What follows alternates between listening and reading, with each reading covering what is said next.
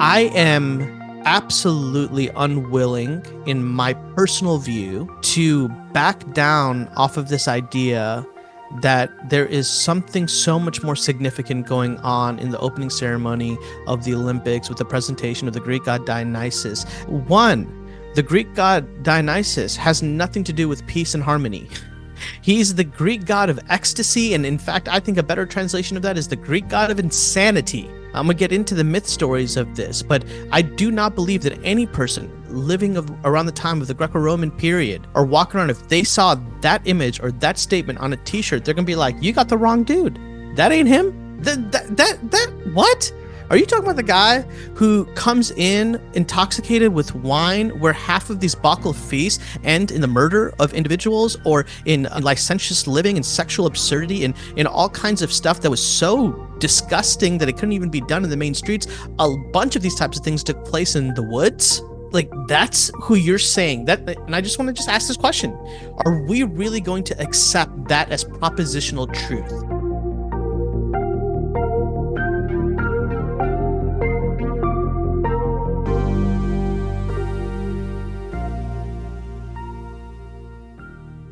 The history of our Earth is so different from what we can imagine.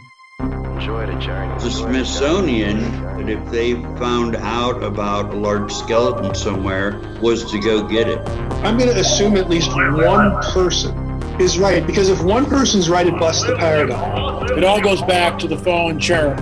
And the problem with the modern day church, they have a very truncated view of the supernatural. This backdrop that's just pregnant with all kinds of meaning associated with this Mount Hermon event. Welcome to Blurry Creatures. And this guy defects from the kingdom. That's a big deal.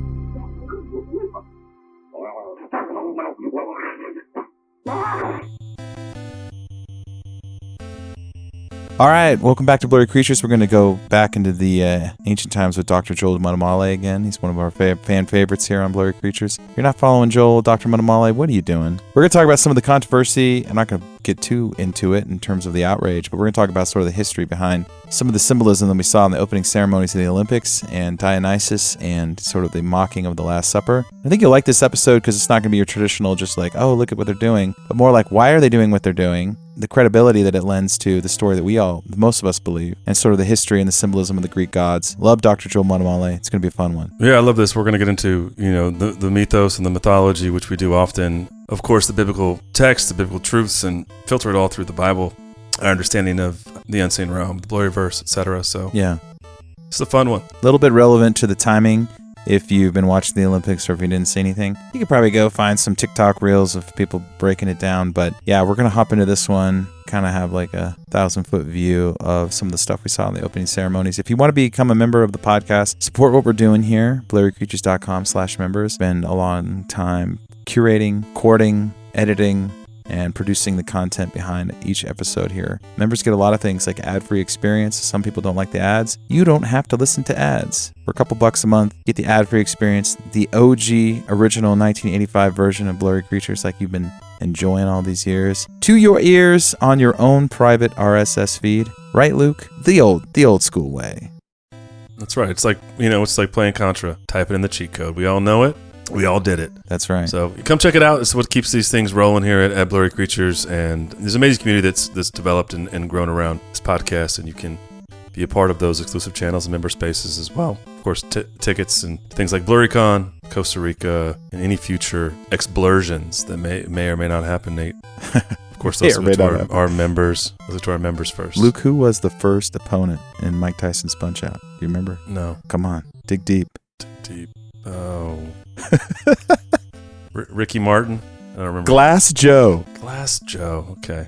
Remember? That's really stretching. That's really stretching. I haven't played it in 35 years, maybe. Come on. No. Luke's going to have a copy on his desk in the new studio, fresh out of the box. I love it. Thank you guys so much for supporting this podcast. You're probably that'll make more sense as you listen to this episode, but I appreciate you guys out there who do support this podcast week after week and kind of enjoy what we do here. But see you in the member spaces. Let's get Dr. Joel Muddamalle on this one and kind of carve into some recent events.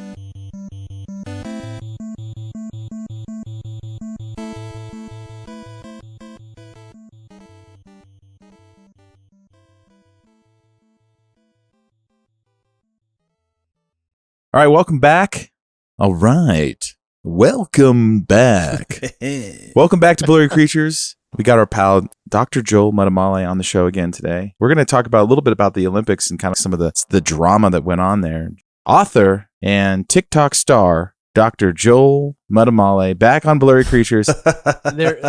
Listen, there's no TikTok starring. You're referring to my wife, the almost Indian wife. She is a TikTok star, and I am not. So you're just you're a TikTok husband. I'm a TikTok husband. By marriage, you are a TikTok star. And speaking of parents, Zeus and Semele, how do you say this name? Semele? Yeah, Semele, gave birth to Dionysus. These types of goddesses and gods, you want to take the same approach to Old Testament names. You just pronounce it with confidence, and everybody believes that you actually know what you're talking about. So we had a whole podcast. That's what I do based on that all idea the time, right there. So. Yeah. No, but I mean, you might ask yourself, listening, why are we talking about this? And I think it's pretty obvious that the internet and the social media was absolutely set on fire and ablaze by the opening ceremonies of the 2024 Olympics in Paris. And there were a lot of thoughts about some scenes in this and what they represented. But regardless of where you fall and all the gaslighting and everything else in between, the realities were there was this blue figure that was pretty central to it. And I think why, right? Obviously, Joel, with you, we've gotten into a lot of the Deuteronomy 32, Psalm 82, all of the worldview around the divine council. Also, of course, we started out in this space talking with you about territorial spirits. Yeah. And we got it, and we done a lot on cosmic geography.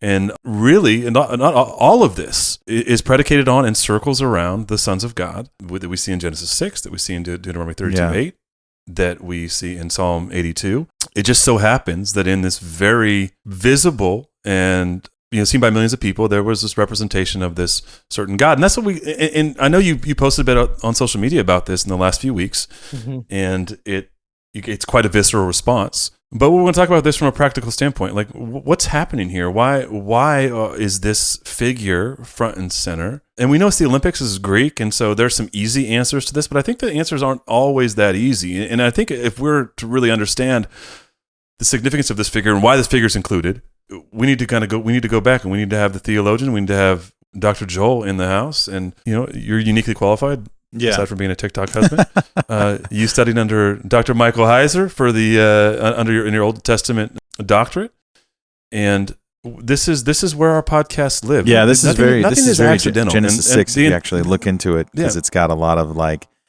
who's the father, who's the mother? She's immortal, he's not. And the Greek gods. I think a lot of times I talk to people who ask me what I do, and we get into this idea of like, is this actually history or is this mythology? And I think a lot of the Greek mythology is just the preservation system of actual history. It's obviously their version of the Genesis 6 story that we talk about nonstop on our show. At least that's how I seem to think about it now versus when we started this podcast. Yeah, I mean, I think that's good. So I think the place I would love to start, if you guys are okay with it, is kind of like back to Luke's point. What exactly was it that caused such a visceral, reactive response to the opening ceremony of the Olympics? And I am, as you guys know about me, hopefully by this point, I try not to be reactionary. I try to be thoughtful as much as I can. I want to approach theology and our culture and our society from a perspective of humility. And I think if we're going to be humble, then we also have to be honest. But honesty goes two ways, right? We can't turn a blind eye, in my opinion, to a presentation of something that is given to us that runs contrary to the way everything else seems to be portraying itself. So here's kind of what happened in my world. I'm a Greek mythology nerd. The thing that got me into theology was Greek mythology. Like I was fascinated by it from the get. And so, I hear about this. I watched the opening ceremony. For me, I'm like, gosh, that sure does look a lot like Leonardo da Vinci's Last Supper. I want to be charitable. Maybe it was a background idea, whatever. And then, the internet kind of blows up about this whole thing. And we could get into the details of Jan's and the portrait of the Feast of the Gods, which is dated around 1635-ish, or the fact that Leonardo da Vinci's Last Supper was actually painted in like the 1400s. So we're talking about 200 years earlier. We get into the fact that, the Feast of the Gods, the actual description on the painting where it's painted and housed, it has a reference to how this was actually inspired by the Last Supper. Like, we could get into all of these different things, but the thing for me, you guys, that absolutely shocked me was the way that this image and this entire kind of ceremony was presented to the world. Like, this is a world stage, right? Like this isn't just some tiny little hole somewhere. This is the Olympics that we're talking about. And I think I gave this analogy in one of the reels that I did on Instagram, and I want to give it here. This is my fear about Christians in particular, but I think everybody in general, especially with our society and our culture. My fear is that we have become the frog in water on a pot that's being heated up, and the temperature is just dialing up, and all of a sudden we're burning alive, and we don't even realize that we are burning alive. And for me, the Olympics and the presentation of what it presented, I was like, wait a minute, and this is why I'm so passionate about what you guys do on Blurry Creatures. I think that one of the tactics for us to stay in that pot of water that is being like turned up and dialed up consistently is to ignore the blurry aspects of our world. To reject the supernatural elements of our world. Because if we address the supernatural elements of our world, then we're going to have to address the fact that this water is not all cool. Like, something is happening. The climate seems to be changing. And so I just want to read, and I'm going to quote specifically from a couple people, and then I'm going to get into Dionysus, this Greek god who was dressed up in all blue that was a part of the opening ceremony. And so Jolly, who was I believe the art director, the producer of the event, according to NBC, he says, quote, "There is a Dionysus who arrives on this table. He's there because he is the god of celebration in Greek mythology." End quote. And then the official X account of the Olympics posted this, quote, "The interpretation of the Greek god Dionysus makes us aware of the absurdity of violence between human beings." End quote. So, like, I don't even want to get into Last Supper. Is the Last Supper? Is it not? I just want to talk about the Greek god Dionysus. Yeah. Is that true? Is the Greek god Dionysus the god of celebration, which might be a partial truth, but he's so much more than that, and I'm going to get into it. And is this an accurate symbol or representation that Dionysus is, of all of the images that could be presented on the world stage, that Dionysus is the pinnacle of the image that should communicate to all of us in humanity, in the world, of the absurdity of violence between human beings? That is kind of weird. Right? Okay. It's kind of weird. Yeah. Okay, so let me now make a little bit of biblical connection, and then you guys jump in. You know how I roll. I can get real nerdy really quick, but I think it's incredibly important that we just remind ourselves that the Genesis 6 event, the sons of God coming into the daughters of man, they saw beautiful, they have children. These are referred to as the Nephilim, the giants of old. That these sons of God, when this rebellion takes place in Genesis 6, and you could refer back to our previous episode on the 3 rebellions, that this perpetuates a household rebellion. Essentially, a competing household is presented, and this competing household against Yahweh and his family. Now, I want us to just try to, for a moment, think about warfare in general. What is the best way for us to do warfare? Well, one of the best ways to engage in warfare is to engage in all of the different facets of warfare, whether it be physical, spiritual, emotional, intellectual. And so one of the ways to create dissension and division is through misinformation. Yeah. I mean, I could just say the word misinformation, and we could all do a whole different episode on the wildness of misinformation and the impact that it has or has the potential to have. If this comes out next week, that's this literally last week's episode talking about, like, we were talking about the Emerald tablets that, Billy Carson's pushing on all these major shows that don't even exist. They're not even, it's not even real history. And people are running with these ideas on social media every single day. And so you're speaking right where we are on the show. Not to mention there's macro examples too, right? Just we can talk about propaganda. Sure. And the first thing that comes to mind is is Nazi Germany and Mm-hmm. Joseph Goebbels. It's like this is how you control and how you wage war upon perhaps your own populace, which that is indeed an entire episode in and of itself. We can get into that, but this is how you fight a battle for the minds and for the perceptions of a population. And 2020 was ringing the bell for a lot of people, and I don't think this is something that people that wouldn't be a novel concept for them to hear. But I think shaping that in the ideas of, or in the predicating that in the example of warfare is very important. It's something that there is a war, an information war, if you will. Yeah. An info war. Hey, Info Alex war. Jones, info war. That is going on. I mean, it's real. It's think happening. about this. So think about this. Emerald tablets.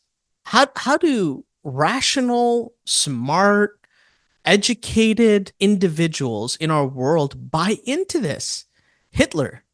How does a guy like Hitler come on the scene, propagate a type of horrific beyond belief kind of ideology that gets an entire society to buy into it? Well, my belief is that the best misinformation sounds so close to truth, but deviates from it. It's like one truth and two lies, and it's wrapped together so well that the truth becomes very enticing within that, and so you kind of take the whole bag, right? You're like, okay, well, yeah. And I think there's a spirit behind the ones that really go next level, the ones that really become like worldwide religions. I think there's always some sort of rip-off Mount Sinai event that feels like I got this esoteric knowledge from this being, and then there's no real proof of, can we trust this information? I think it's a spiritual deception originally, and then humans run with it. And I wonder if there's a spirit over those ideas. In the darkness, feel like this is the MO, right? It's just like just close enough to the truth. Listen, this is why I love being here with you guys and having these conversations. I'm working heavily on a topic of discernment right now, and I came across this incredible quote by Charles Spurgeon. I'm going to deviate from his exact quote, but it's sourced essentially from him, where he talks about discernment. And in my view, discernment isn't simply the differentiation between right and wrong. Discernment is actually even more about separating and surgically identifying the difference between right and almost right. And in that type of surgical work that we're trying to do, there's a part of this that's really important, because the parts that are true, and we know truth, I believe truth, as a person who believes that Jesus is the Son of God, defeated death through death, rose again on the third day, sits at the right hand, like all of these cosmic realities of the cosmic Christ, because I believe in him as truth. Like I want to compare everything else by that, which means I have to be careful that I don't reject actual truth because I'm afraid of the misinformation or the deviation from truth. And this is where I think discernment is so incredibly important. Now we're gonna get to Dionysus, but I want to set the stage here because I think it's really important that the dark forces, the malevolent spirits, the fallen sons of God, they are all working from the same source story. They're all aware of it.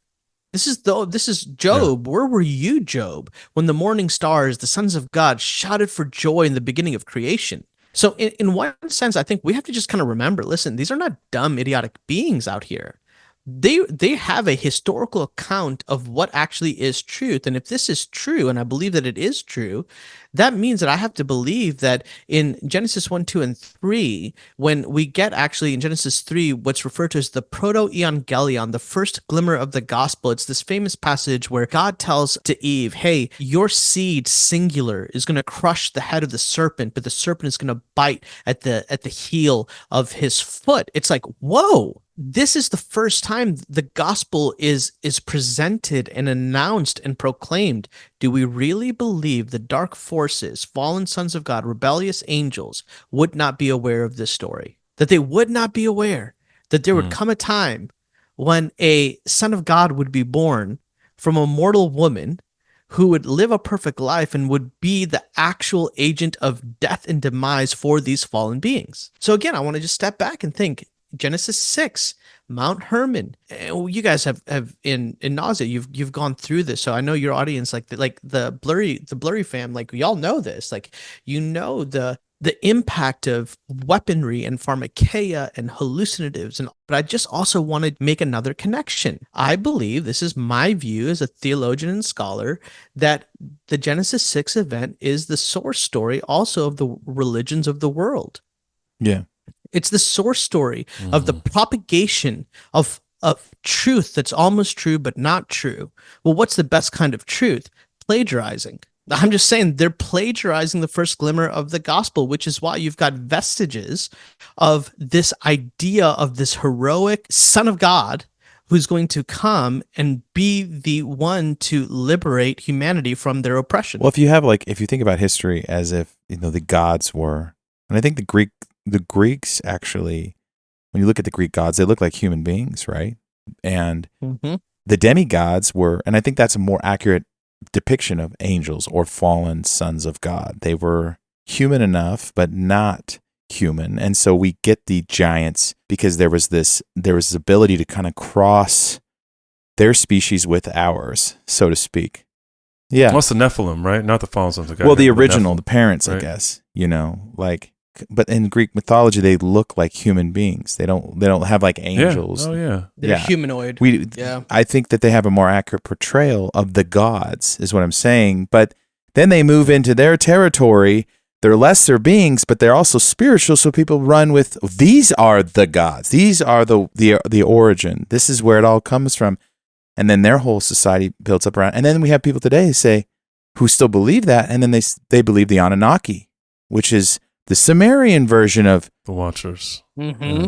All goes back to Genesis 6, where they all kind of go their separate ways and they start their own empires. And people over time believe their empire was the top dog. Is that like an accurate foundation for what kind of goes on? Yeah, I mean, that's how I would view it. I would view it as you have this one source story. And I also view that the biblical narrative is a polemic against these source stories. It's saying, hey, you've got part of the story right, but you're so far wrong, and you've so missed everything because you're missing Jesus. And so consistently, there's a counterfeit helper that is presented inside of that narrative to be the one that we're supposed to put our hope in. I said this in a message I said over the weekend, whatever is the subject of your hope has to have substance. But if you place your hope on a subject that lacks substance, you're left with hopelessness. That's good logic, Joel. I like that. I mean it's just breaking, right, simple. Right. It's like, it's like, if you're listening right now, now's a good time for you to take a self-audit and say, hey, what's the subject of your hope? And does the subject of your hope actually have substance? Because if you're left hopeless, then the reverse engineering of that equation is the substance is lacking, which means the subject is faulty. And so I'm gonna give the towel. I wasn't planning on doing it this way, but I want to give the towel, and then I'm gonna try to substantiate my claim here as a thesis based off of the biblical text, based off of mythological accounts, what we know of world religions. I'm gonna make this claim. And Nate, I'm going to affirm one of the things that you said, where you're wondering, is there a spirit behind these types of things? And my answer is yes, there is. And in the New Testament, Paul refers to this as the spirit of the age. The spirit of the age. And so I am absolutely unwilling, in my personal view, to back down off of this idea that there is something so much more significant going on in the opening ceremony of the Olympics with the presentation of the Greek god Dionysus as being, quote, the interpretation of the Greek god Dionysus makes us aware of the absurdity of violence human beings, end quote. And here's where I'm just going to call BS on this. One, the Greek god Dionysus has nothing to do with peace and harmony. He's the Greek god of ecstasy, and in fact, I think a better translation of that is the Greek god of insanity. I'm going to get into the myth stories of this, but I do not believe that any person living around the time of the Greco-Roman period or walking around, if they saw that image or that statement on a t-shirt, they're going to be like, you got the wrong dude. That ain't him. That what? Are you talking about the guy who comes in intoxicated with wine, where half of these Bacchal feasts end in the murder of individuals, or in licentious living and sexual absurdity and in all kinds of stuff that was so disgusting that it couldn't even be done in the main streets.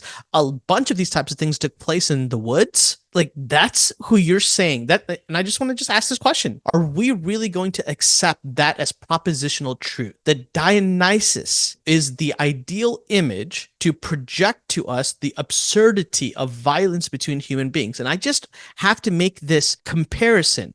Whether it was intentional or not, there is no better image. There is no better picture than the absurdity of human violence than Jesus at the Last Supper breaking bread as an image of his own body that was broken and drinking a cup of wine as the spilled blood that he shed. And that, like, there's no more absurdity than the absurdity of the cross. And so, like, this is where I'm like, man, we're the frogs in the water, because it feels like everything is being turned up, and now we're being led to believe that we ought to be buying into Dionysus as the source of as the subject of our hope, that's going to have substance, that's going to result in unity and inclusion and the absurdity of violence. Like I'm just going to say it, like, miss me with that. I'm not buying into it.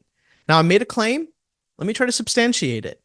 Who is this Dionysus? And here's where I'm going to go again with the spirit of the age. My friend Felicia Masonheimer is the one who first kind of made that connection for me. So I want to quote her and cite her. I think it's so brilliant how she made that connection as I was kind of working through all of this. But what you're going to find is typically a unglorious exchange. You know, you've heard of the glorious exchange or the extravagant exchange, C.S. Lewis. This is like the inglorious one. This is like the perversion of the exchange. It's an exchange of the one true hope with a false sense of hope. And the exchange that's being presented to us is, hey, take Jesus out of the equation and put Dionysus in. Well, who is Dionysus? And this is the tricky part, because in some ways, Dionysus is actually imaged to us as a type of Jesus. And I actually think the gospel accounts and what Paul's going to do in Ephesians is going to remind us Dionysus ain't no Jesus, right? So here, who's Dionysus? Dionysus is typically understood to be the son of the Greek god Zeus and the son of the human woman Semele or Semele, who was the daughter of King Cadmus of Thebes. Now, an interesting thing about Dionysus is technically he should be categorized as a hero, as a demigod, and yet somehow he makes his way into the pantheon of gods. Well, do you see the subtle kind of Yes. conflation that's taking place? You've got Jesus, the Son of God, right? Where you could be like, well, isn't he just like born of a mortal woman? Shouldn't just be half? Well, it's like, no, Jesus is God. Like, he is 100% God. And so now you have this presentation of, wait a minute, Dionysus. This sounds really interesting, but again, the perversion of this is incredibly deep. Dionysus was also known as a god of vegetation, and one of the beliefs about how he was worshipped is that he would have died and he was resurrected. Holy smokes! Are we being serious right now? Here's an interesting one. Dionysus is the god of ecstasy. Right? And so what's fascinating is in Sidon, he was worshipped within a cult myth. And this cultic myth, y'all, this is wild. One of the stories of the cultic myth is of Dionysus changing water into wine. Wow. Yeah. And has significant analogies, obviously, to the story of the marriage feast at Cana. Right? Like, what is actually happening? And then again, remember what's presented to us. Dionysus is the image of the absurdity of violence. All right? I'm just asking for a fact check on this. Plutarch, the philosopher, he talks about two different types of people, black-clad men and white-clad women. What Dionysus is often doing is he's trying to blur the lines between what is right and what is wrong. He's trying to create a neutrality of morality, which leads to absolute absurdity. So men being men, women being women, the family unit as being a family unit, husbands and wives. Think about all these things, right? We're going to get into this. Here's what Plutarch talks about. Plutarch talks about the priests of Dionysus chasing women with a sword, and originally they had the ability and freedom to kill them. Does this sound like the picture of peace and the absurdity of violence to you? In other places, you have the disruption of the social life. In one location, women went to seek out Dionysus, and they were supposed to dine together and then give themselves over to ritual joking. In one version of these stories, any of the women who resisted Dionysus on his arrival, listen to this, This is where the god of insanity comes from. Were struck with madness from the god. Wow. They then run wild and they kill their children and they leave their town for the wilderness. I'm going to jump into this. I just want to give just a couple more examples. There was an Athenian festival. Because again, I made a claim and like I want to just lay this out here. And if I'm wrong on this claim, I want to be like, okay, I'm wrong, right? But hopefully I'm showing some evidence here. The Athenian festival is celebrated somewhere between February and March, consisted of 3 days. Well, keep in mind that 3-day thing. You got, like, where else do you find 3 days throughout, right? Throughout all of Scripture, not just the 3 days of the resurrection, of the death, burial, but 3 days is prefigured throughout the Bible. Okay. On day one, the main event was the opening of barrels of new wine. And when Dionysus first arrived at this festive, the myth states that the wine actually brings death to the host, Icarios, and his daughter, Mestra. This is the image of peace and the absurdity of violence. The second day depicts Dionysus as coming from beyond the sea. And on this day, there was a drinking competition, which actually turned the normal kind of symposium rules all upside down. So basically, on the second day, it's a mockery of the Olympic Games. That's kind of hilarious. And then the third day, there was a meal that was offered to Hermes. This is wild, you guys. This is like, I was researching this, like, are we being serious right now? The third day was a meal offered to Hermes to commemorate the flood. Wow. What flood? And the Caries. This is the word that's often referred to the souls of the dead. What are we even talking about here? What's crazy is these people have it closer to the truth than your modern agnostic. It's funny how that there's so much truth even in the pagan religions and even in the, other countries' histories that modern skeptics just don't want to look at any of this. Like the flood stories are in every culture. How's that possible? Maybe a flood actually happened. Right. And why is there a reference to the souls of the dead? Exactly. Why even pay homage to them? Could it be possible that there were some souls of some beings that were trapped on earth because they were unclean spirits? And as that sounds very familiar, Joel. Very familiar. I'm just Joel, the theologian guy, trying to point us I love to it. Okay, and then here are the last two, and then get your connections before we the biblical connection, because I'm already trying to like make it. But the two worshipers associated with Dionysus are the satyrs, male, human, animal-like mythological beings. Look at the confusion between genders here that you're going to find. Yeah. So the satyrs, right? And then the maenads. Now, who are the maenads? The maenads come from the Greek word that deal with mania or maniac. Interesting. Which means madness. And it refers to the ecstasy of the women who would perform these types of wild actions during these feasts of Dionysus or Bacchus, and I'll get into Bacchus. But in both of these images, what we have is a rejection of societal norms, and truly a subversive and yet intentional undoing of the good design of God and His creation. Well, I just love that, like, we've talked about the origin of language a lot on our show, and you think all these words, but the language itself is like, it's not random. None of these things are random. We're an 80s show. This reminds me of a funny thing that I remember being as a kid. One of the only memories of 80s cartoons was an episode of, Luke's going to love this, DuckTales. Come on. Everyone remembers DuckTales. Oh, yeah. And in one of the episodes, I'll never forget the scene. They find a pot of gold or something underneath this bush from a leprechaun or something, right? And the leprechaun doesn't want anyone to steal his gold, especially Uncle Scrooge. So he ties a bow because they marked this tree where the pot of gold is. He's going to come back and get it So the leprechaun then spends all this time tying bows on every bush all over the place, so they can't figure out what the truth is and where the gold is hidden. And I was thinking about this. There's a little 80s reference for you. The historical stories do the same thing. They kind of lead you so you don't really know by making everything kind of sound like the truth. Everything is kind of this universal truth. Yeah, we're all kind of we're all of our histories are kind of right, and it's like, no, there's one origin story. There's one place where it all comes from. There's one place with golden streets. But Nate, you're nailing it. Why then suggest alternative stories? Yeah. If there's one origin story, why try to create a cacophony, a presentation of alternative stories? Like, what would the reason be in order to present all these alternative stories?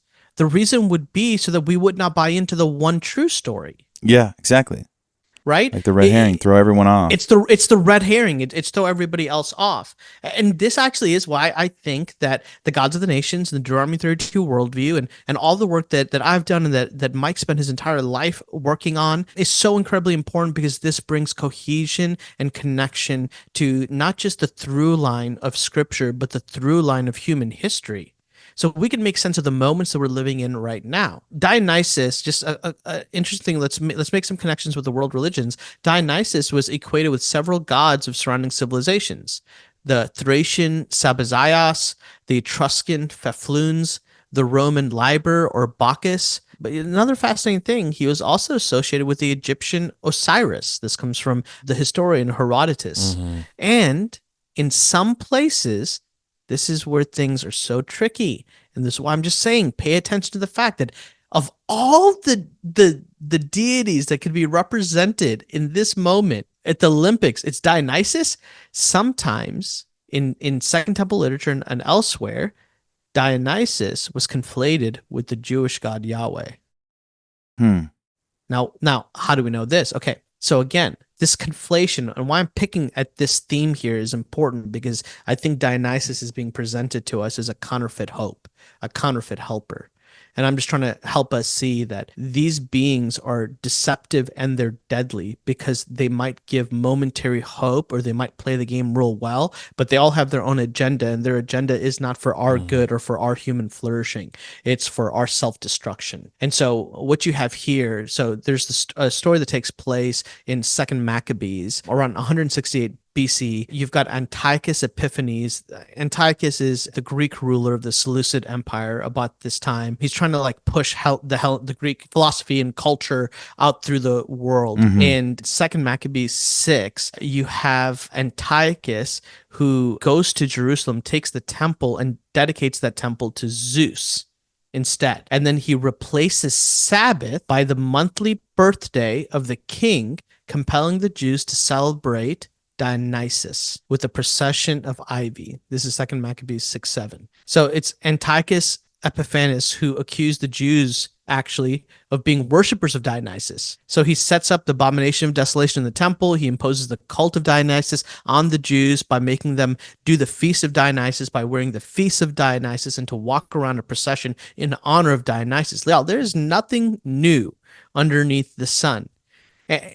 And the cult, the idea, right, the worship of Dionysus is kind of all over the place. You have in Thessalonica, we have epigraphical and historical evidence that indicates that there was a Dionysian cult there. There's a Latin inscription in Philippi that gives us proof that the cult of Dionysus was active in that city.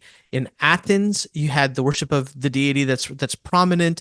And then the city of Ephesus, there's a passage in Ephesians that tells us that warns us to be a people who are sober-minded. We're told that in Peter, but we're told to be careful. And the question is, well, what is the background in Ephesians 5:18? Like, where's this background of being careful not to get drunk with wine, which leads to reckless living, but to be filled with the Spirit? And a lot of times in a lot of commentaries, it'll be like, oh, we're just talking about the addictive tendencies of wine, and why like wine will inebriate you and make you lose consciousness, and you're giving yourself over to the flesh and all this stuff, right? I'm not saying that that's not true. I'm just saying that's just the tip of the iceberg.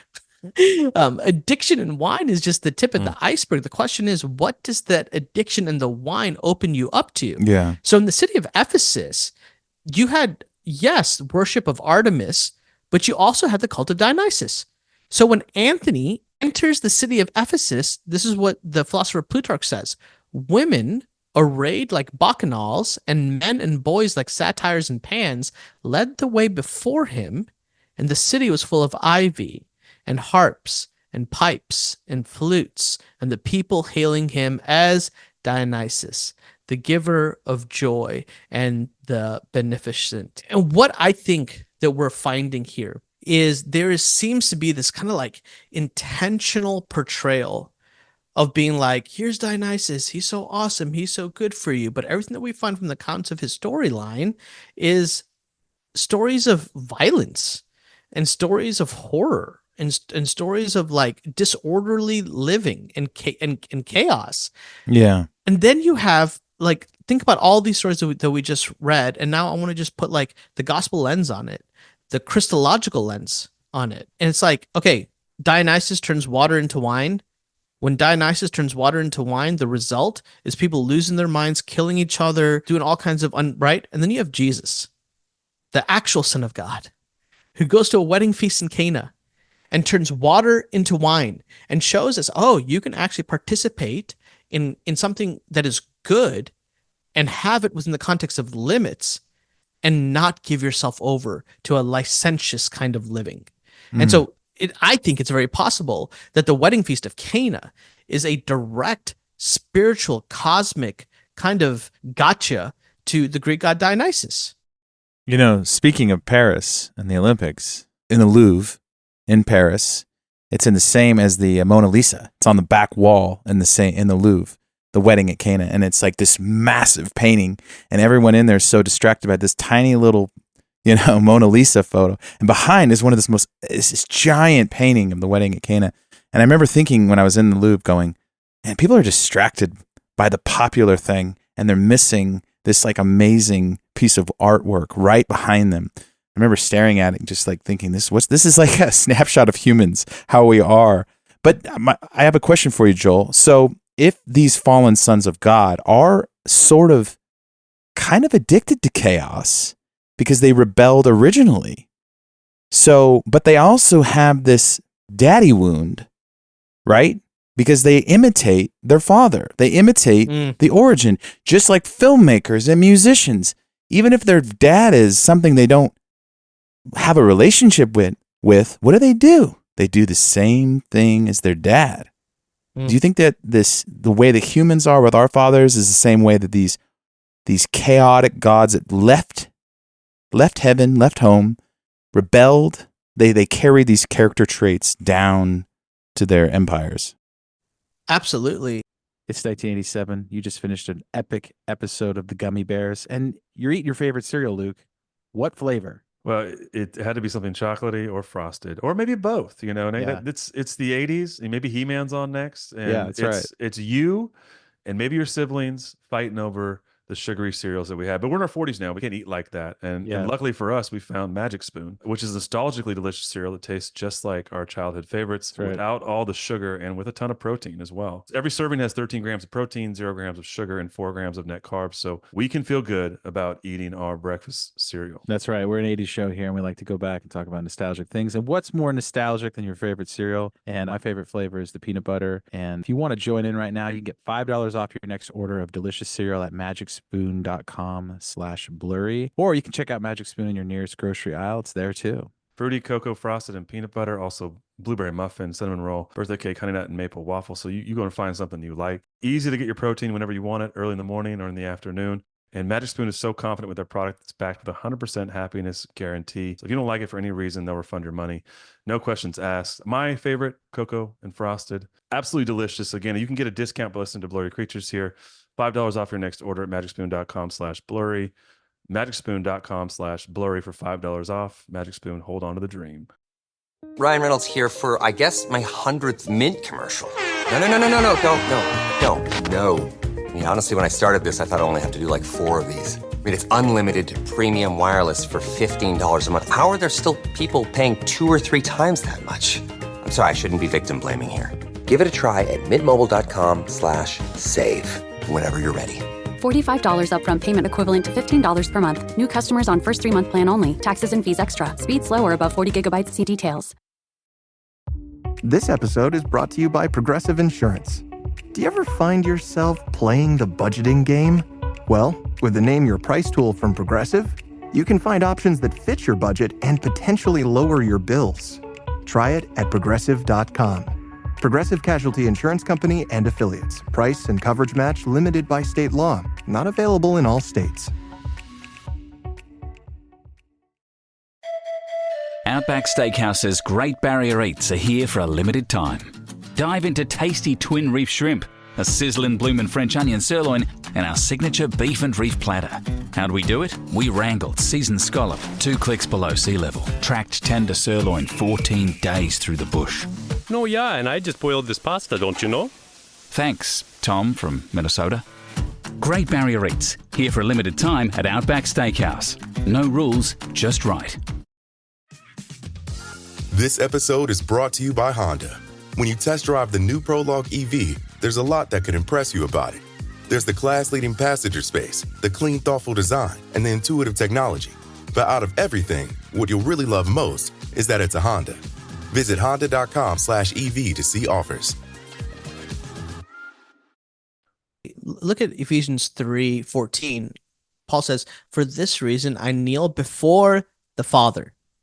Why throughout Scripture is Father the primary image and word that's used as a descriptor of our relationship with the King of the Cosmos, as the descriptor of our relationship with the King of the Cosmos? Why is Father the one? And I think it's because it is portraying something is so vitally important in culture and in society in general. And there is a innate thing, like, this is hilarious. I didn't even plan for this, y'all, but literally 2 minutes before I came onto this to do the recording, my oldest son Liam walked out of my bedroom, and he's wearing my black Nike Dunks. And I looked at him, I was like, "Dude, what are you doing?" And he was like, "Dad, your shoes fit me now. I fit into your SB Dunks."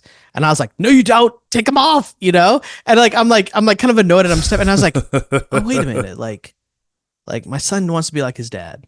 You know? Like for him, that was a cool moment. Like, he's like, "Wow, like I'm starting," right? Like there's something innately ingrained in us to be like the one. Now, when wounding takes place, the way that we might want to be like our Father or not be like our Father is going to still be contingent upon this place of love. It's just now that love has been wounded. Yeah. And when love has been wounded, then the outflow, the pouring out of that thing is going to look inverse. And so that's exactly what I think that you have going on, because in 15, he says, "For this reason I kneel before the Father." Look at verse 15, "From whom every family, where? In heaven and on earth is named." Why would Paul use the language of family for the description of the beings who are in heaven and on earth? Clearly, he's not simply just talking about deceased human beings that are now in heaven, when the context of the entire book of Ephesians has been the cosmic Christ and the unity of the household of God, which is both his human and supernatural family. So I'm just trying to give kind of a theological reasoning for why that suggestion is so important and so true, and also why I think when Paul talks about in Ephesians 5:18, he says, "Don't be drunk on wine." I think he's saying something that has this kind of father wound it's situation a loaded term. at play. It's a loaded term. It's way loaded. And I say that it's just in my family, you know, my great grandfather died in a fire, and then my grandpa became a firefighter, my dad became a firefighter, and everyone wanted to chase this. It's like this original father wound, because my great grandfather died saving his friend in a fire when he was 21 years old. And so you have these 4 generations of men chasing that wound of like, I'm going to be a firefighter. I'm going to carry on this role. Whether I have a great relationship with my dad or not, it's still what everyone in my family wanted to do. I'm the black sheep, but you know, it's interesting to me just to think about how human beings do this. And think about the way that these of God, their tactic and their strategy around this. So like, let's go to wine. Yeah. Well, wine is a neutral thing as an object, right? It's what we do with that wine that is going to cause either something that is pleasing or something that is destructive. So you have wine as part of a Sabbath festival, a Sabbath rest day. You have wine as something to be enjoyed in a family, in a party, whatever else. Isn't it ironic, but also incredibly intentional of the enemy to take something like wine and turn it into an addictive type of property, where now something that is neutrally good could actually become addictively horrible for you? To the point where when Paul says this in Ephesians 5:18, do not be drunk on wine, there's some historical background to this. The purpose of the intoxication of wine was to inhibit and also to open up the body to ecstatic experiences. And the belief that people had in the Dionysian cults is when you became drunk with wine, you opened yourself up to the spirit of the god, of the spirit of Dionysus. And Dionysus would actually possess and take control of these people. And, when that happened, these individuals actually had access to his strength, to his wisdom, and to his abilities. But that word that's translated soteia or asoteia, which is an excess or reckless, that the Greek word, it literally means without health or incurable. So don't be drunk. Don't be drunk with wine, because it's going to lead you to excess, or it's going to lead you to lacking health. It's going to be an incurable thing that's going to happen to you. Well, what does this word refer to? It refers to one whose manner of life is dissipated because of self-destruction, which now makes a lot more sense with the way that this sentence is actually phrased out, because you have the negative, which is don't get drunk with wine, which leads to asoteia, to this reckless type of living. Well, what does that leave you to? It leaves you to be opened up, to be filled in with the spirit of Dionysus. You're going to be tore up, but instead be filled with the Spirit, the article there, right? The Spirit of God, the Spirit of Christ. Well, what does the Spirit of Christ lead us to? Sobriety, understanding, the betterment of humanity. The Spirit of God is actually the one that shows us the absurdity of violence. The Spirit of God is the one who actually shows us like the power of unity and the power of inclusion. Like it's the Spirit of God who does that. The Spirit of Dionysus isn't trying to do that for us. The Spirit of Dionysus is trying to get us to spiral out of control. And so I think it's incredibly important for us to just make those connections as we think about, all of these things. Joel, I want to know, but why do you think specifically this blue representation of this god Dionysus is central to the opening ceremonies, to that scene? Why? Because obviously we've had their explanation, right, which we're not going to buy. But if we're to look at this as for what it is, why do you think that Dionysus is a central figure, other than the fact it's a Greek god in this pantheon for the Olympic Games? Yeah, I think it's because of who Dionysus represents. It feels like we're playing checkers and the enemy's playing chess with us. And it's like, man, we got to wake up, man. This is why Paul's like, Peter's like, be sober minded, pay attention to the schemes of the enemy. He's prowling like a lion. Like think about the patience of a lion to wait until the perfect opportune time for that pounce and kill, right? And so just think about everything that I've laid out here, and let me just try to summarize in this way. Why this figure? Why this blue Dionysus figure? Why is it I'm the image right now? Why is it that the response was, oh, it was the Feast of the Gods? Well, the question is, where did the Feast of the Gods painting actually come from? Well, the Feast of the Gods painting, it seems very much came from inspiration of the Last Supper itself. Well, why did the Feast of the Gods? It was a mockery of the Last Supper. It's a replacement of Jesus at the center for Apollo at the center. Well, what do you have here in this picture? You have the presence of Apollo supposedly at the center, which is again a replacement of Jesus, of where he would normally sit. But then you also have this blue Dionysus figure who comes and is open. Like it's just kind of a weird setting. But who does Dionysus represent? He represents a spirit of the age, a philosophy and a way of living that just says there is a neutrality, there's moral ambiguity. And in the place of moral ambiguity, that is where we're going to find peace. Moral ambiguity is where we're going to find inclusion. Moral ambiguity is where we're going to find unity. Moral ambiguity. But you know what you find in moral ambiguity? In moral ambiguity, you find death, horror, sex trafficking, porn addictions, alcoholism. You find opioid abuse. You find humans destroying themselves in the place of moral ambiguity. And so I think that is absolutely it. Like again, to me, it's a mockery, and it's the utmost irony. My buddy, who's a pastor in Atlanta of a church called Home Church, his name's Gerald Fadiamo.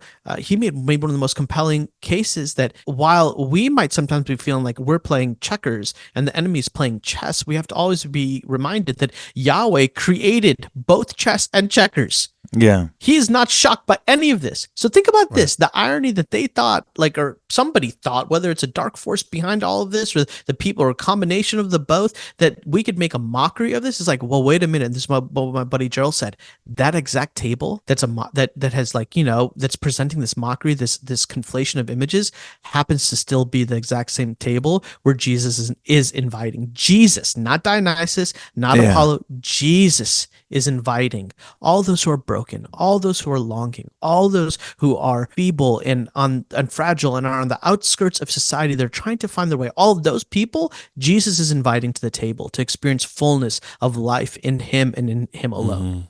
I like that. I want to talk more about that, but I had a thought a second ago, and this might be a dumb thought, but a lot of people think Zeus is Satan. So the son of Zeus, Dionysus, at the table presenting himself as Jesus. Is that like a dumb connection in my head, or is that like... No, I mean, that's, again, the mockery runs deep. The inversion runs deep, that Dionysus is the offspring of the pantheonic god of gods, and also the offspring of a human woman. Like, where else does that come from, right? And this is where... Exactly. But this is where I go back to origin story and deified. Yeah. He's also a deity. He's a deity. It's literally, I was going to say this. I mean, you laid a great case for this counterfeit Christ replacement. I mean, they might have put Apollo in the center, but really this picture of Dionysus is really this counterfeit Jesus, and you've laid it out, son of the Most High in the Greek pantheon. So it really is an Antichrist figure. Honestly, it's counterfeit Jesus, right? That's going to bring, and unironically, the messaging is going to bring what? Peace, right? It's awareness to the human conflict. Yeah, Dionysus is inviting us to take part of wine so we can be insane in our thinking, so we can lose all of our mental faculties. Well, Jesus is coming and asking us to participate in the wine so that we could become, have the sober mind of Christ. So, like what? Isn't that the way of the darkness, though, Joel? It's this counterfeit of the story, and we've kind of hammered this home in this episode. But it's a counterfeit of the story, and ultimately, it's a cup of poison, right? It's this promise of, and the Antichrist figure, the man of perdition in Revelation, is this one that brings this false peace for a time, right? And declares himself God, and he is this Antichrist, this Christ-like figure, but quite the opposite. And in the same way, you see this. So then, of course, it's no accident. I mean, there are no coincidences in my opinion. There are no coincidences, especially in this case. And so you have this false Christ that sits there, and the promise, of course, is the same, but the actionable items is you drink the cup of poison. It's not peace, as you say, not humility, not all the things Christ promised, fullness of life and sober-minded, as you say, but in fact, quite the opposite. It's insanity and ecstasy and hedonism and corruption and all those things that live in that bucket that you said, whether it be human trafficking, all the evils and the darkest of the dark exist in the realities of that. And it's so very interesting to unpack this central figure. Yeah. Even that little detail, you guys had an episode, the evil things that had happened to it's like the cult in the woods. I'm forgetting the name, the Children of the Woods episode. I couldn't even make it through the entire Children of the Woods. I was so disturbed by it. And then I'm reading and researching for this, and it's like some of the most destructive type of festivals were hidden, guess where? In the woods of Dionysus, the Feast of Dionysus. Like, that's where they took place, in the woods. Well, it kind of reminds me of our episode we did with Doug Van Doren, Luke, where he said that the idea that Revelation is like it continues. The Antichrist figure comes, and it's kind of like Revelation is true because it continues to happen. The same story happens over and over again. And there's like a son of perdition that comes on the scene and everyone worships him and he's a fake, false, Messiah. But ultimately at the end, the final revelation will be the actual Antichrist that unites the world under one religion. Supposedly that's most people have that. The final boss. It's the final boss. It's like Mike Tyson. Mike Tyson's Punch Out. You got to go to the end, right? You got to get through Soda Popinski to get to. That's right. Get all the way to the end. And because we're talking about this, and I also feel this sense of responsibility of like, okay, if you're a follower of Jesus and you're like, you were offended by what happened and you're listening to this, and now you've got probably maybe some righteous indignation and your reaction right now is like, oh man, I'm gonna go out onto social media, I'm a right? I just wanna like temper that with this. I think that Jesus in his humanity had experienced every human emotion except one emotion, and that is shock. I do not think Jesus was shocked. And I think 2,000 years ago, Jesus gave you and I the marching orders. I had a friend who said this, and probably a famous saying, like popular saying now, it's like pagans are going to pagan, right? Non-believers are going to act in non-believing ways. There's a real dark end. Now, how should the people of God act? Well, the people of God ought to act simultaneously with righteousness and grace, with truth and mercy. And mercy is actually the balancing response to vengeance and wrath. Mercy keeps our hearts soft and suitable to receive the mercy of God and to give it to others. Because all of us who want righteousness are actually offenders of the very righteousness that we seek. So we're in need of mercy, which is why it's a good idea for us to pour it out onto others. And I think Jesus on the Sermon on the Mount gives us the most like epic call to action that we could ever give. And that is like, yes, be upset, be angry and do not sin. That's in Ephesians, right? Be angry, like be and then now what do we do? And this is what Jesus says in Matthew 5:10-12. I've paraphrased it in my own. I've kind of taken the Greek and I've tried to paraphrase it. And I've opted, instead of the word blessing, I've opted for the word flourishing, or like it'll go well with you. So flourishing are all you who cultivate environments of peace and amid hardship, persecution, insults, and just the downright ugly side of humanity. You're not alone. You just happen to join the 2,000-year story of God's people who are misunderstood just like you. Yeah. And you can find a little comfort maybe even in knowing that you won't be the last. Every generation that comes from now until Jesus returns will be in the very same boat. And here's some good news. There's enough room for all of us in the great ship of God's grace, which is the only place we can experience peace as the children of God. Dude, dropping it. Such a good word. I was thinking as you were saying that, we see this in modern times, or the freaking same Marvel movies made 1,000 times, is that there is only one story that everyone's retelling, which gives you clues. There's an origin story because we're all telling the same story. So somebody told it first and everyone's doing the same story. And it's like, you can stick your head in the sand and say, oh, religions are crazy. Religious people are crazy. It's like, no, they're onto something. You can choose to disconnect from the stories and just live your life and pretend like all religions are nuts, but they're all onto something. They're all tapping into something that they're trying to find the original. Yeah. And that's why I think what you guys are doing is so incredibly important, because if you're listening to this and you're like, oh, hopefully you will now be equipped with some very practical ways to connect people to the original story and be like, oh, what you're hearing, you're enamored by it, the Dionysus thing, that's cool. Well, did you know this and this about it? And did you know that actually Jesus did this, this, and this? And like we can be peacemakers and we can actually give people the ultimate symbol of the absurdity of violence and the perfect image of peace and unity. And I would say one thing too, Joel. I love your response to this, because I for one understand like the righteous indignation and Christians being upset and offended, right? Because to the point that a lot of people made, you would never see this with Islam. You would never see them mock Muhammad. You wouldn't see them mock Buddha or Krishna or these other major world religions. And yes, that's true. But I think it's a testament to the fact that Jesus is the way, the truth, and the life, and he is the King of Kings and Lord of Lords. And if he wasn't, he wouldn't be the target of all the darkness. We talk about the cosmic landscape, and we talk about the way that the unseen realm, as Mike coined that term, and we talk about the things that exist, and we're in a world at war, and it should not be surprising that Christ is in the crosshairs and is mocked. And I think your approach is what people need to hear and what need to do, because of course there's a visceral reaction to be angry. They wouldn't do this to any other religion, right? Because we saw what happened in France when they mocked Muhammad, etc. Right? There was a visceral, destructive, and violent response from the Islamic community. Yeah, but one of my favorite things that we've done in the episode with you, Joel, is that revelation of that in Psalm 82, and this might have been in Stranger Theology, but the very last part, and there's an aside, and you, arise Elohim. Elohim. Right? And take the nations. Take the nations, for they are your inheritance. And you yeah. go, well, listen, Yahweh took Israel into himself. Jacob was his, right? And he judges these, and he says, now they're yours, Elohim. Yep. Now they're yours, Jesus. And I do believe, as you said, that is the pre-incarnate Christ, right? And so if that is the case, then all of these rebellious Elohim that remain and their offspring that remain as demons, the spirits of the Nephilim, they are all at war with one single entity and one single kingdom. That's the kingdom of heaven. So this shouldn't be surprising.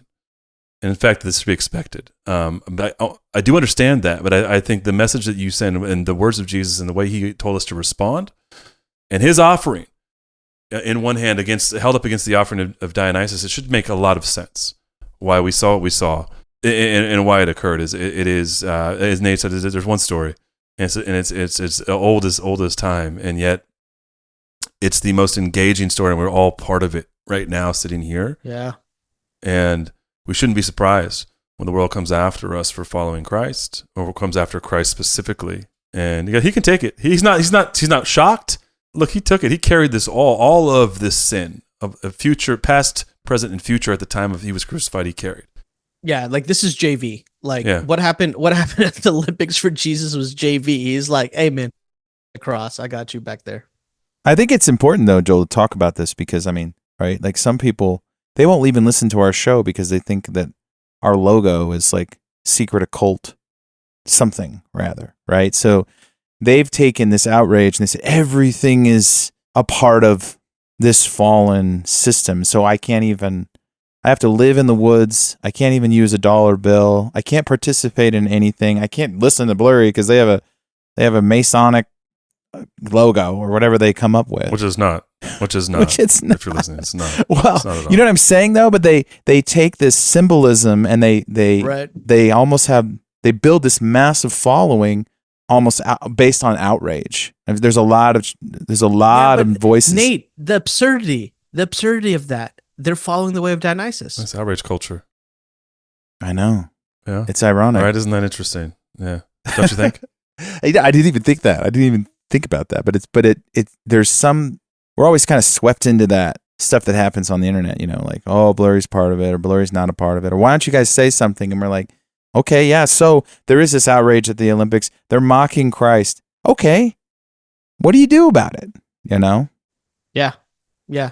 It's like, duh, of course they're gonna mock Christ. Exactly. It's like, what do? You do what Jesus did. You know, like Matthew 11:28 and 29. Hey, let's do an exchange of yokes. That's what Jesus invites us to.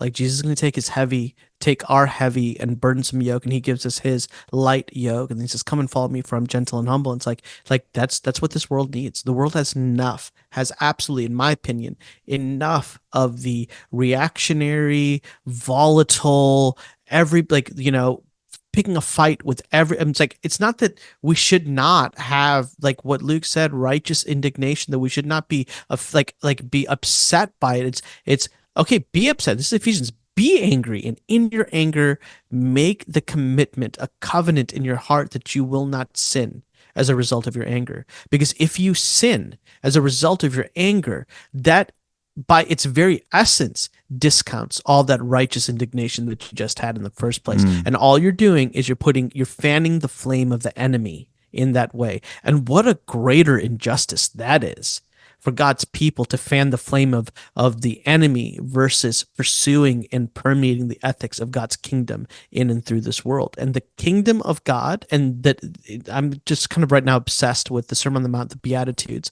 These 9 virtue statements that Jesus gives us are 9 upside down ways to live in the world that will cause the world to be like, who the heck are you? Yeah.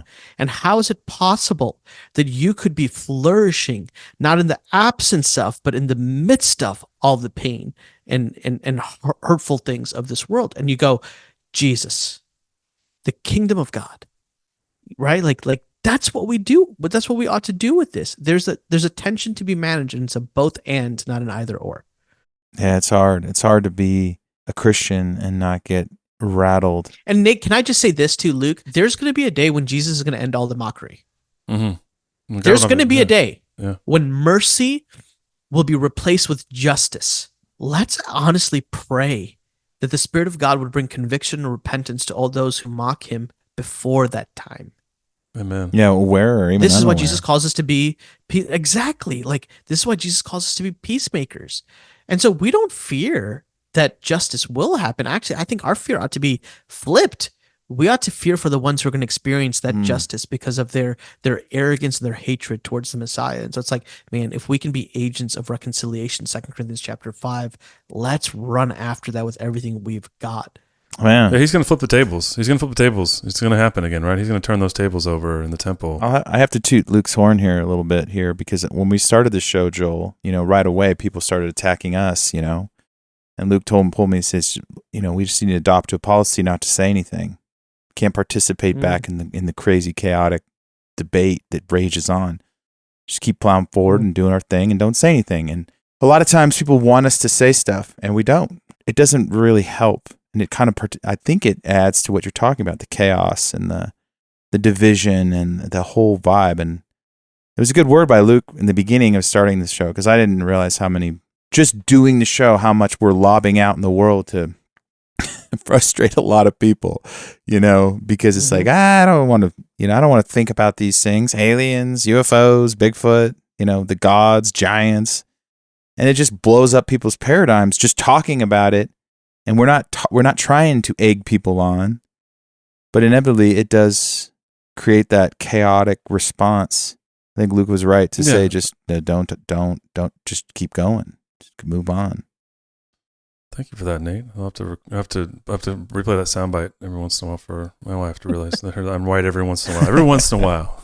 Let's go. I get it was good. It was a good word. And I love doing this with you because I just, Nate and I just do interviews, right? And we've done, and we're sitting here for 4 years doing these, but these are they're all significant conversations, but there's something very, very significant about reminding people that the faith we have is very supernatural and cosmic, is your word. And also the things that occur are also have, as you talked about cosmic geography, there's a cosmic significance and a supernatural significance to a lot of the things that occur and a lot of things we see. And if we miss those, I think we ourselves are not understanding exactly the full picture. And also our response isn't measured enough, right? I think this is sobering to remember that there is a response coming, as you say, from Christ. And it isn't our battle, in a sense, to pick up and to be offended and to burn it all to the ground. Our response is to do what Jesus did, and it's lays it out pretty specifically. Well, you can see it, as you listen to like weird blurry stuff. You can be like, oh, look what they're doing, interesting. And it doesn't have to trigger. It's not a trigger for you. It's like you almost smile because you're like, they're doing it again. Oh, that's it right there, Nate. You nailed it. That if I could be like, what's the goal of this episode? That's it right there. The goal is like, oh, you're gonna see things, you're gonna be presented with things, and your response is gonna be a relaxed kind of grin, smile, because you have it's like the magic trick, right? And you're like, no, they did it. Yeah. Like the sleight of hand. I saw it. Gotcha. I was like, hey, nice one. You might be getting them, but you ain't getting me. And I love how you just phrase that, because I think that relaxed response for us versus this aggravated, aggressive response is the response that Christ kind of wants for us, so that we're clear thinkers, man. We can think clearly. We can discern. We can distinguish between what is beautiful and good and what are things that are being destroyed by the corruption of sin in the world. And it's like a very basic premise, but it's like new heavens and new earth. It's going to be a renewal and a restoration of these things. It's not a rejection of them. And so in light of that, we should enjoy the beauty of what the Olympics puts on display with athleticism and there's such great, beautiful things about this. And oh, you're trying to con me into believing Dionysus is the Mhm. ultimate symbol of the absurdity of violence. Like, nah, that's a nice try. Grin, smile. I think this Thought is it- why the disciples ultimately, after the fact, went to their graves defending Christ, because they probably looked back their whole, like their career with Christ on earth, be like, oh man, he healed that guard when Peter cut his ear off. He wasn't outraged when these guys came to lock him up and take him and crucify him. He knew what was going to happen. He knew it was happening. And if he was outraged at any moment in their story, in their time when they were learning with him, they would have had a hard time believing that he was who he said he was. But because he was calm and cool. And the one time he was outraged, it was the religious rulers. Yeah. He was. In They fact, should have known better. His words as he's being murdered are, Father, forgive them. Yeah. God, I mean, if that doesn't hit you in the feels or with a little bit of conviction, Yeah. you know, I don't know what does. So everyone out there, just be Cool Hand Luke. Yeah. You know what I mean? Right, Luke? It's great. That's what you Great told me to movie. be. Yeah, sure. That's what you told me to be when we started Blurry. Just be Cool Hand Luke, Nate. Just like I me. might have been called that a few times back in the day. Who knows? Back in the day. Back in the day. I think it was intramural football in college. Cool Hand Luke, you know, he was Let's go. long hair, skinny, real fast then. Well, Joel, Real fast then. Real fast then. I like these episodes with you, Joel, because they're kind of a blend of conversation, having your own epiphanies as we're having this conversation, putting pieces together. It's also blurry. It's also a deep dive into theology and history. It's kind of all the things that I like about our show in one episode. Normally, a guest will take you kind of down one of those roads, but you tend to take us down all of them at the same time, and it feels like a good mix. And I think it resonates with a lot of folks. So thanks, Joel. Appreciate that. Yeah. Tell everybody what you're up to, bro. Because I mean, Proverbs 31, we know that. We did Stranger Theology with you. We're working on some side projects we'll announce later with your understanding the theology. Yeah, of your TikTok legendary status. TikTok husband. What's going on? What else is going on in your world, man? Point people towards your it. shoes are getting worn down the street by someone else. It's getting sniped by your son. Yeah, my sons are getting older. No, man, my it's family life right now. My boys are playing football. My sixth grader made the football team. Let's go. My seventh grader is trying out. And so I'm just trying to learn. I'm just trying to sit and manage that. Life is going well. I'm still doing my Theology Talk Tuesday on Tuesdays on my Instagram at MUDDAMALLE. It's just my last name.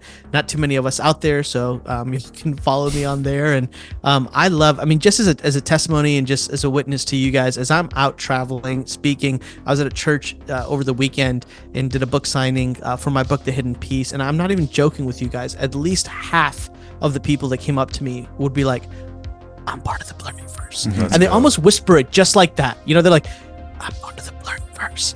And I love, and so I just, man, I'm grateful that I get to do this with you two specifically. Not many people that I know that can hang with me for however long we've hung talking mythology, New Testament theology, Old Testament theology, a little sociology, a little bit of played in some art history, interpretation. I mean, all that kind of stuff. And I really am excited for the projects that we're working on that will, hopefully be released here shortly. Let's go. And I don't know if BlurryCon, baby. Let's go. Let's go. We like to dabble. We like to dabble, Joel. We like to dabble in all those little things. So you're gonna be at BlurryCon 2. There are no tickets, so sorry about that. But if you have tickets, you get to hang with.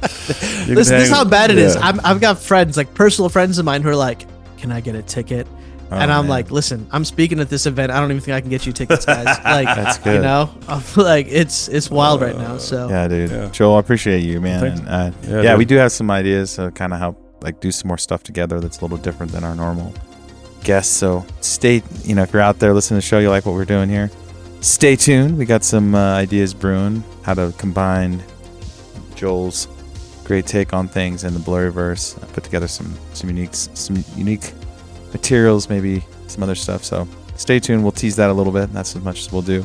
Till next time, we'll see it. We'll see you in the studio. We're gonna get you in the studio. Yeah, we will before that. In the studio. Yeah, the Blurry studio is almost done, and we're gonna get you in there. We're gonna do this all live in person, and Studio 1980. Yeah, Gotta be Luke might pull out. I'm a little worried about doing this live in person. I mean, Hey, that's. We're gonna give every guest an original copy of Mike Tyson's Punch Out, so you have to come.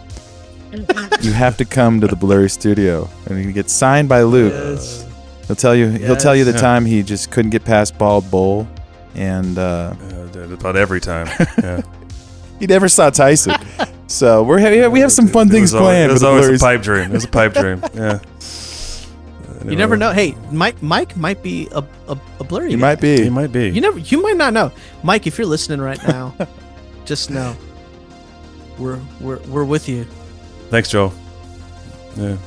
Thanks, bro. Appreciate you.